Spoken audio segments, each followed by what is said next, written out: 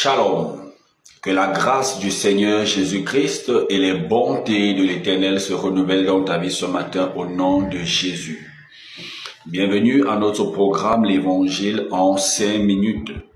Ce matin, nous voulons parler sur le thème 5 clés de la vie de Jésus-Christ pour la manifestation des fils du royaume.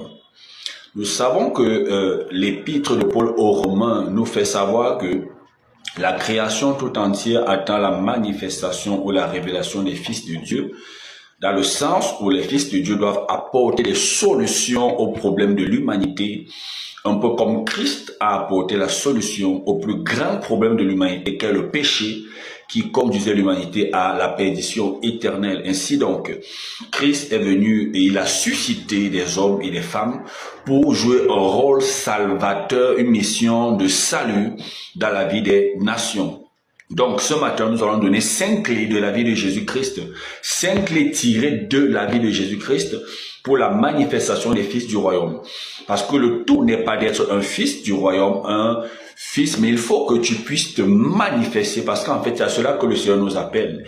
Il veut nous manifester, il veut que nous puissions briller, nous puissions être la lumière de ce monde et le sel de la terre.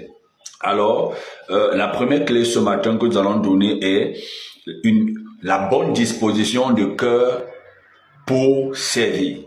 Lorsque nous lisons Ésaïe chapitre 6 verset 6, il y a un problème et le Seigneur pose la question: qui enverrai-je, qui ira pour nous?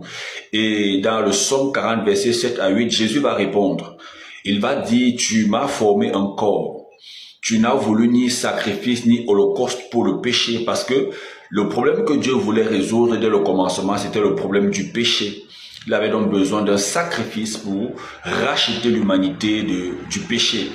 Alors Jésus-Christ va dire: tu n'as voulu ni sacrifice ni holocauste pour le péché, tu m'as formé un corps, alors je viens pour faire ta volonté. Donc Jésus-Christ avait une bonne disposition de cœur. Il venait en sachant qu'il devait se sacrifier, il devait être humilié, rabaissé, rejeté, mais il a quand même fait. Il n'avait rien à gagner, il était déjà dans la divinité. Alors il vient donc avec une très bonne disposition de cœur, et les fils du royaume qui veulent être manifestés doivent avoir un bon cœur et bien disposé lorsqu'ils veulent servir, pas un cœur qui recherche autre chose que la gloire de Dieu.